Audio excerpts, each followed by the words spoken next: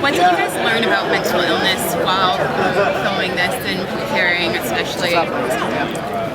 Yeah, that's actually the same question I had, because I think with this show, it's more just about hacker culture. It goes into what I think is a deep psychosis of every single person. Like, everybody to me is suffering some form of, whether it's bipolar or whatever it is, someone suffering from some form of psychological illness. And I think that's great that there's a deep dive into that in the show itself. But then also as an actor, how do you manage that? Because you yourself are going into this character, and how do you equate that? That's the most enjoyable aspect of it for me, is all the work you do beforehand. Yeah. And the immersion into it. Yeah. And I just wanted, I've studied as much as I could, as much as research I did on hacker culture and trying to identify with that. I did way more on the psychological aspect.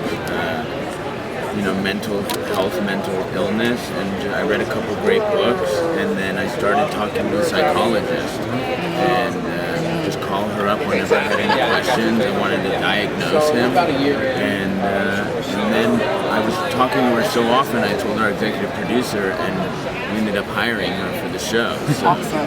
Yeah, right. We have wanted as technically accurate as we are with all the computers and stuff. We wanted to be as accurate with the illness and the emotions and respect it as much as possible. I was going to say the thing that attracted me most about the show was that while it's definitely entertainment, it also has such a deeper message, and it's so relevant to right now. And how much has it changed you since you've been exposed to like this, like you said, getting into the hacker culture, seeing your speech that you gave in the last episode? How good was that? Oh God! I mean, there's so many moments. Your speech about when you talk about the coffee and the ticks, and everything. There's so many moments, and then like the thing that made it most of me was the one where you talked about the world changes slowly. Like, it takes time. Not everyone has the stomach for it. And that's like the deepest thing in the show. So how much has it changed you basically since coming to this? Thank you. Entirely. When he did that speech in Times Square, I remember I was so far away from him, and I usually like to stay there for, the actor, because like, fuck this. I'm going to watch it by the monitor because he was killing it. You need to do that speech every year, by the way. Yeah, that was fun. Yeah, just a reminder. An update. We live in a world built on fantasy. No more real than love.